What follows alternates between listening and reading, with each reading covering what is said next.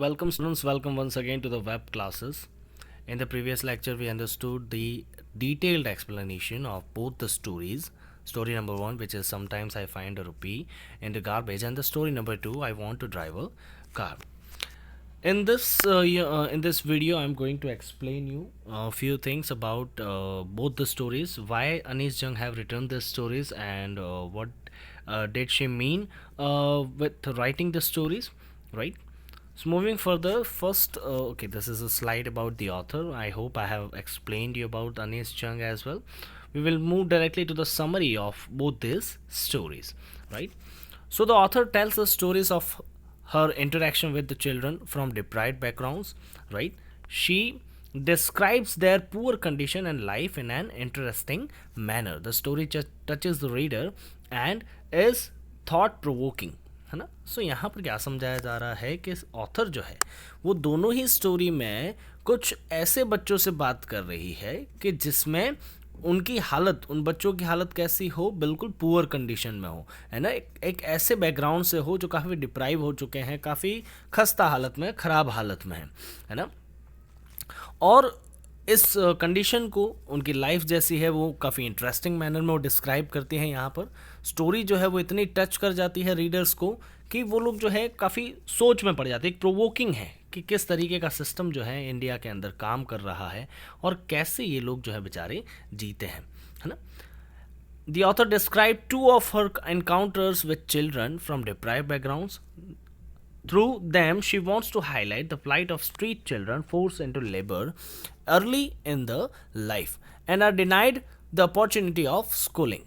है ना. तो यहाँ पर हो क्या रहा है कि दोनों ही जो एनकाउंटर्स हुए हैं बच्चों के, राइट, अनीस जंग के बच्चों के साथ में, वो दोनों ही जो है काफ़ी कहा जा सके कि एक ऐसे बैकग्राउंड से आते हैं जो स्टेबल नहीं है, कहा जा सके मॉनेटरी स्टेबिलिटी नहीं है उनके वहाँ पर परिवार में.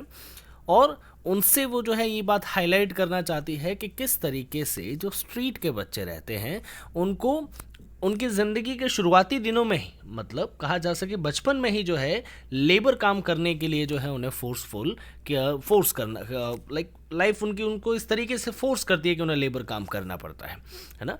और जो उनकी स्कूलिंग का अपॉर्चुनिटी है, स्कूल जाने की जो बात है, वो काफ़ी डिनाई हो जाती है उस टाइम पे. क्यों? क्योंकि एक तो उनके पास में इतना पैसा नहीं है, फैसिलिटी नहीं है ना. और वो जहाँ पर रहते हैं, जिस इलाके में रहते हैं, वहाँ पर भी जो है स्कूलिंग की फैसिलिटी अवेलेबल नहीं होती, जिसकी वजह से वो बेचारे नहीं कर पाते हैं. Also, she brings out the callousness of society and the political class towards the suffering of the poor, है ना. और दूसरी तरफ जो समाज है, वो समाज किस तरीके से जो है नेग्लेक्ट करके इन लोगों को देखता रहता है, वो भी यहाँ पर जो है समझाया गया है. कैलॉसनेस मतलब होती है लापरवाही. तो ये जो लापरवाही है समाज की लापरवाही भी जो है यहाँ पर दिखाई गई है. और पॉलिटिकल क्लास जो है ये किस तरीके से लापरवाह हैं इन पुअर लोगों की तरफ, वो भी जो है यहाँ पर समझाया गया है. The first encounter is with a rag picker boy named Sahib Alam who migrated from Bangladesh in 1971 and lives in सेमापुरी in Delhi, है ना. पहला जो बच्चा जो मिलता है, उस बच्चे का नाम रहता है साहिब आलम, जो आया है कहाँ से, बांग्लादेश से 1971 में, और यहाँ दिल्ली के सीमापुरी इलाके में रहता है. और ये सीमापुरी इलाका दिल्ली की पेरीफेरी में आया हुआ है ना, जो काफ़ी स्लम इलाका जो है माना जाता है. These rag picker children look for valuables in the garbage, things like a coin, a torn shoe, which are as precious as gold for them, है ना. ये बच्चे जो रहते हैं, ये जो रैग पिकर रहते हैं, कूड़ा उठाने वाले जो बच्चे रहते हैं, वो क्या करते हैं, तो कचरे के अंदर कुछ ऐसी कीमती चीज़ें ढूंढने की कोशिश करते हैं, जैसे कोई कॉइन है, फटे हुए शूज़ हैं, जो उनके लिए कैसे रहते हैं, गोल्ड के समान रहते हैं. They could hardly manage some food for themselves. Other things like identity, education, shoes and sports are their unfulfilled dreams, है ना. वो बहुत मुश्किल से जो है उनके लिए खाना बचा पाते हैं, और जैसे आइडेंटिटी है वो कर पाते हैं. अब एजुकेशन की बात की जाए, शूज़ की बात की जाए या स्पोर्ट्स की बात की जाए, तो वो तो उनके लिए एक ऐसे सपने हैं जो कभी पूरे नहीं किए जा सकते. Their parents scrounge the garbage searching for things which help them survive, afford food, clothing and shelter for the family. उनके जो बच्चे रहते हैं वो सॉरी उनके जो पेरेंट्स रहते हैं, पेरेंट्स जो है वो क्यों इन गार्बेज को स्क्रॉन्च करते हैं, खोजते रहते हैं, क्यों? क्योंकि वो कुछ ऐसी चीज़ों को ढूंढने की कोशिश करते हैं जिससे बेचकर वो खाना खरीद सके और अपने परिवार जो घर उन्होंने बनाया है उस घर को जो है वो आगे बढ़ा सके, एक शेल्टर जो है वो ले सके अपने परिवार के लिए. The children hunted through the garbage heaps looking for things which could partially fulfill their unfulfilled dreams. बच्चे जो रहते हैं वो क्या करते हैं, वो जो गार्बेज का जो कूड़े का जो ढेर है, उन ढेर में कुछ ऐसी चीज़ें ढूंढते हैं कि जिसकी वजह से उन्होंने नहीं जो सपने देखे हैं उनमें से मान लो अगर वो कोई एक सपना पार्शियली भी पूरा होता है तो उनके लिए वो बहुत बड़ी बात हो जाती है ना. आगे देखिए, one day the writer saw the boy holding a steel can going towards the milk booth. He had got a job at a tea stall. He was happy that he would get 800 rupees and all the meals. The writer noticed that Sahib had lost the freedom of being his own master, which he had enjoyed as a rag picker. है ना. तो एक दिन की बात है जब साहिब को राइटर देखती है जब स्टील कैनिस्टर लेकर जो अपने कहा जा सके मिल्क बूथ की तरफ जा रहा होता है, तब उसे वहाँ पर जॉब तो मिल चुकी है टी स्टॉल पर और वो बहुत खुश है इस बात को लेकर भी कि उसे 800 रुपये हर महीने मिलने वाले हैं और प्लस खाना भी मिलने वाला है.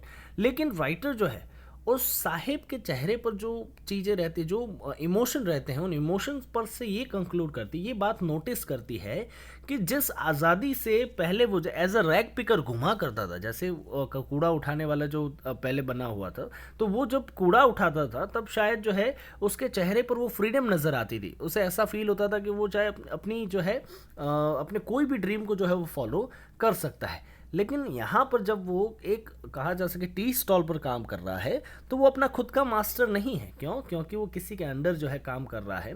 जो सील कैनिस्टर भी वो जो अपने खुद के हाथ में लेकर जा रहा है वो भी किसी और का है. जबकि पहले जब वो एक प्लास्टिक का बैग लेकर भी जाता था तो शायद वो उसका खुद का हुआ करता था, जो काफ़ी भारी होने के बावजूद भी उसे हल्का महसूस होता था. लेकिन ये स्टील कैनिस्टर जो किसी और से बिलोंग करता है, एक रिस्पॉन्सिबिलिटी उसके हाथ में थमा दी है. इसी वजह से ये छोटा सा कैनिस्टर भी जो है उसके हाथ में बहुत भारी लग रहा है. The second boy was Mukesh, who belong to a family of bangle makers in Firozabad. दूसरा बच्चा जो मिला था वो मुकेश था, जो बैंगल मेकिंग का कामकाज किया करता था, उनका परिवार जो फिरोजाबाद में रहते थे. The boy had a dream of becoming a car mechanic. लेकिन बच्चा क्या बनना चाहता? मुकेश जो है वो कार मैकेनिक बनना चाहता था. On the contrary his family was traditionally engage in bangle making. और लेकिन दूसरी तरफ देखी जाए तो उनका पूरा परिवार जो था वो सिर्फ बैंगल मेकिंग का काम ही किया करता था.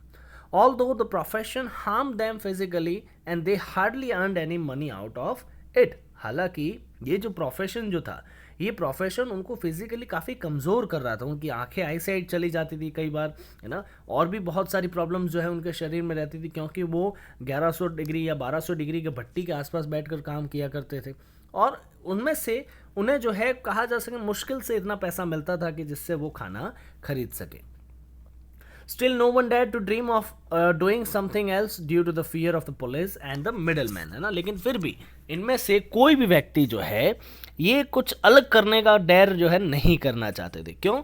क्योंकि उन्हें जो है पुलिस वालों का भी डर था, साथ ही साथ में जो मिडलमैन, जो दलाल थे उनके बीच में, जो ये बैंगल मेकर्स से खरीद कर जो है बाहर के पॉश इलाके में जो है बेचा करते थे चूड़ियाँ बड़े बड़े दामों में, तो इनका भी जो है उन्हें डर लगता था. The family elders were content that, other than teaching the art of bangle making to the children, they had been able to build them a house to live in. अब फैमिली के जो बड़े लोग रहते थे वो इस बात को लेकर भी काफ़ी संतुष्ट थे कि एक तो जो आर्ट है बैंगल मेकिंग का वो उन्होंने अपने बच्चों को सिखाया, साथ ही साथ में उन्होंने उनके रहने के लिए घर भी बनाया.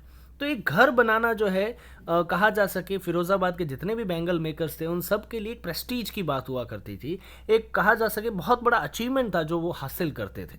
The boy wanted to be a car mechanic. लेकिन मुकेश जो है वो क्या बनना चाहता था? Car mechanic. Cars were all that Mukesh had seen on the roads of his town and so he could not dream any further.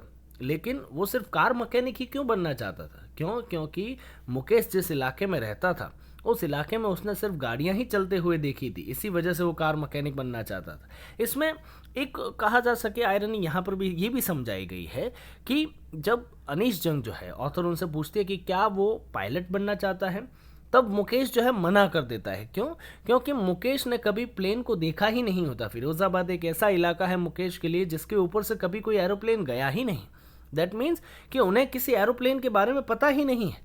तो ये कहा जा सके एक एजुकेशन सिस्टम का भी यहाँ पर एक एजुकेशन सिस्टम जो है, जो जिसका वो हिस्सा नहीं है मुकेश, इसकी वजह से भी जो है लैक ऑफ नॉलेज भी कह सकते हैं इसे, है ना, और पॉवर्टी की वजह से वो भी स्कूल नहीं जा पा रहे हैं, और जिस दलदल में वो फंसे हुए हैं, जो इनका ट्रेडिशनल बिजनेस है बैंगल मेकिंग का, इसकी वजह से भी जो है ये प्रॉब्लम सारी उन्हें झेलनी पड़ती है, राइट। सो आई होप आपको समरी समझ में आया होगा, है ना। So till then stay safe, stay home. Next में हम मिलते हैं। नेक्स्ट में आपके लिए क्वेश्चन आंसर्स लेकर आऊँगा इसी यूनिट के। Thank you so much.